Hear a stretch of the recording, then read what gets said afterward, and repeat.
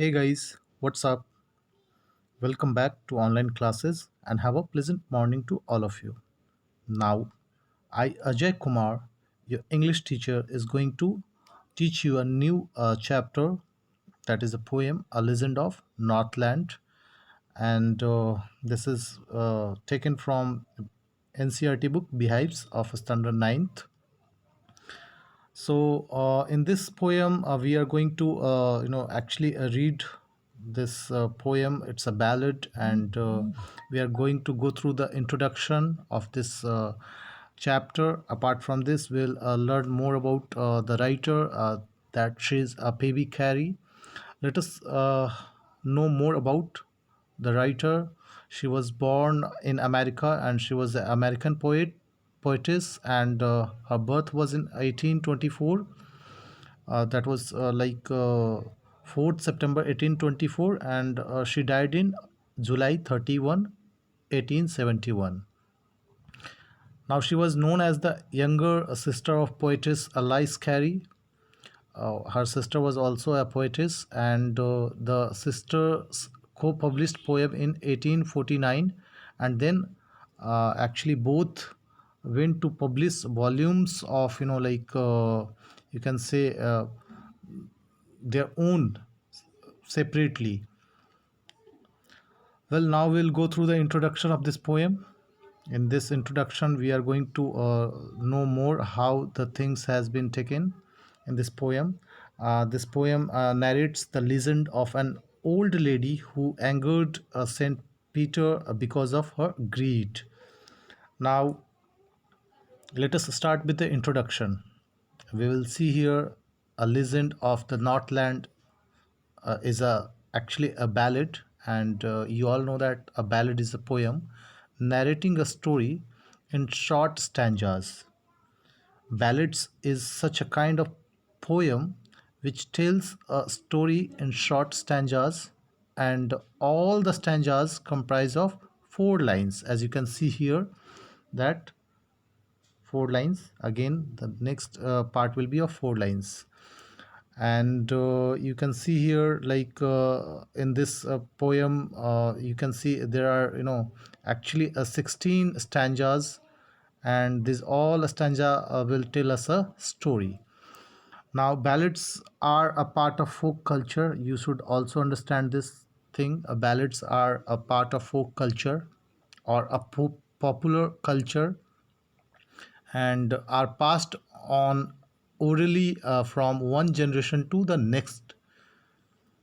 Now, when we are talking about folk culture is a story of any area and is known as a ballad.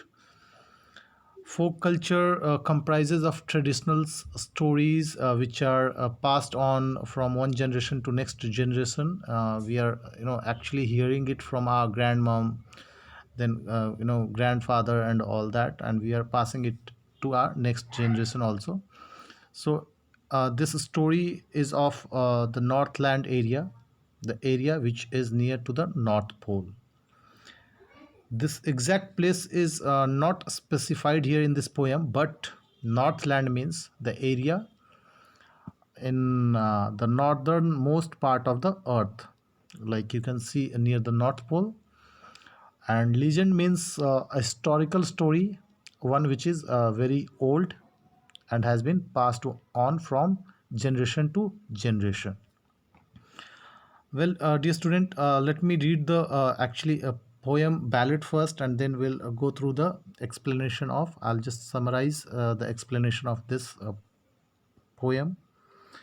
Away, away in the Northland, away, away in the Northland, where the hours of the days are few, and the nights are so long in winter that they cannot slip them through, where they harness the swift reindeer to the sledges when it snows, and the children look like bear's cubs in their funny furry clothes.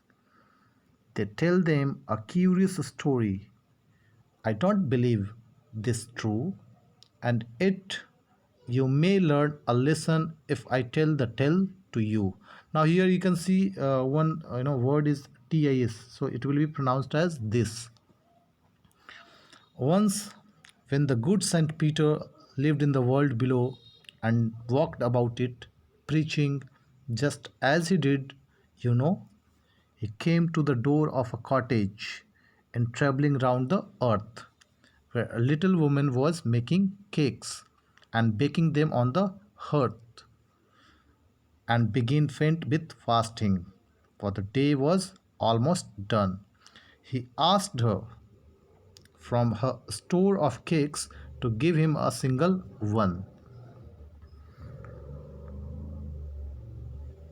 So she made a very little cake, but as it was baking lay, she looked at it and thought it seemed too large to give away.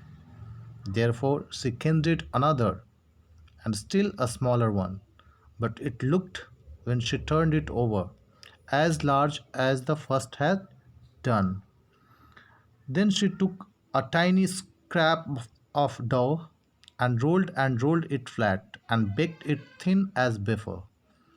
But she could not part with that, for she said, "My cakes that seem too small when I eat them myself are yet too large to give away." So she put them on the shelf. Then good Saint Peter grew angry, for he was hungry and faint, and surely such a woman was enough to provoke a saint. And he said, "You are far too selfish to dwell in a human form, to have both food and shelter and fire to keep you warm. Now you shall build as the birds do, and shall get you scanty food by boring and boring and boring all day in the hard dry wood." Then up she went through the chimney, never speaking a word, and out of the top flew a woodpecker, for she was changed to a bird. She had a scarlet cap on her head, and that was left the same, but all the rest of her clothes were burned, black as a coal in the flame. And every country schoolboy has seen her in the wood, where she lives in the trees till this very day, boring and boring food. Written by Favi Carey. Now, dear student, let me explain the actually this ballad, a short story written in the form of ballad. I'll now describe it. This is a poem about legend. This is a poem legend about, and it's about an old lady who angered the Saint Peter because of her greed.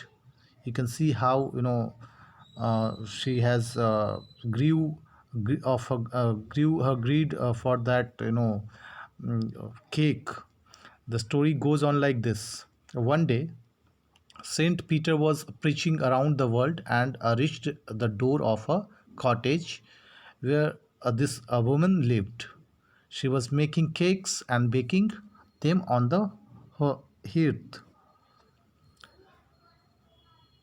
Now Saint Peter was fainting with hunger because he was, traveling for a long time, and he was keep on traveling, so he was actually feeling fainted just because of the hunger.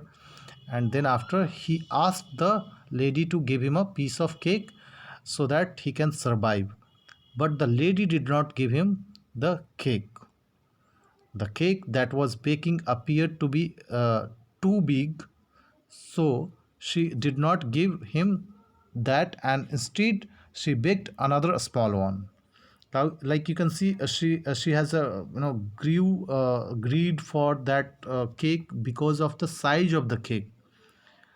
The cake which was baked was actually bigger in size, and she thought, like, if I'll give him the bigger cake, what she will eat. So here the greed can be seen in the, like, lady mind. Now you can see here in the next part of this poem, the next, like, stanzas. So she did not give him the that, and instead she baked another smaller one, and she made another smaller cake. That also appear to be big, so she did not give him that also. जो दूसरा वाला cake बनाया था वो भी बड़ा बन गया और उसको भी उसने नहीं दिया बिकॉज वो भी बड़ा बन गया था। The second time she baked it another small cake but found it too big, again she baked one cake, फिर से उसने एक छोटा सा डो लिया। डो मीन्स गोला छोटा सा, जो लोई हम जिसको बोलते हैं। शी टुक दैट एंड उसने बनाया उसको। फिर उसके बाद वो जो है बनाने के बाद उसको एहसास होता है कि वो काफ़ी बड़ा बन गया है एंड उसके कारण से जो है वो भी नहीं देती है। In the third attempt she took an extremely little scrap of dough and rolled it flat. फिर थर्ड अटैम्प्ट में जो है वो एक बहुत छोटा सा मतलब डो लेती है और उसको रोल करके वेफर के जैसा, वेफर इज़ लाइक पापड़ी जिसको बोलते हैं, वेफर के जैसा बिल्कुल पतला चपटा करके बनाया उसने। And you know it was unable to part with that also. और उसको भी वो देना नहीं चाहती थी, बनाई तो वेफर के जैसा बट स्टिल उसमें से भी वो हिस्सा लगाना नहीं चाहती थी, कि वो देना नहीं चाहती थी उस सेंट पीटर को। So this thing actually like provoked Saint Peter. इस चीज़ से सेंट पीटर को गुस्सा आया एंड वो काफ़ी गुस्सा हो गया। The Saint Peter angered lot and he said that she was not fit to be live in human form and enjoy food. और उसके बाद उन्होंने बोला कि आप एक्चुअली में इंसान के घर में आपको जन्म नहीं लेना चाहिए था और आपको ये सब फूड और ये सब जो चीज़ आपको मिल रहा है वो मिलना नहीं चाहिए था। And he cursed her and transformed her into a would picker bird. और उसके बाद उन्होंने श्राप दिया उस लेडी को और वो एक वुड पेकर के रूप में जो है ट्रांसफॉर्म हो गई। श्राप देने के बाद चेंज हो गई वो। वुड पेकर एक बर्ड होता है जो कि ट्रीज़ पे ऑलमोस्टली पाया जाता है। She has changed into a woodpecker and after that you can see how a hard life now for her it was.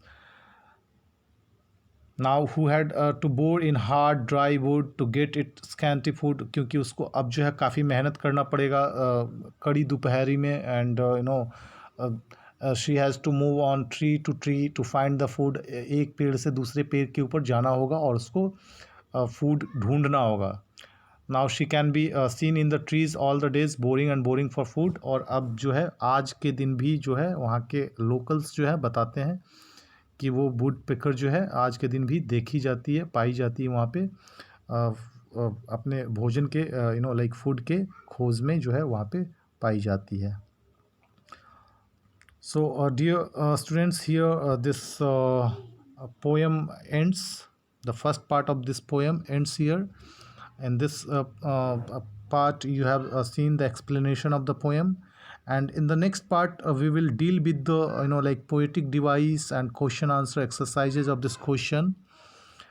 So, stay tuned with the channel, and we will meet in another video with like more understanding of poetic devices and exercise of the same chapter. Till then, bye, take care, and have a nice day. Thank you, everyone.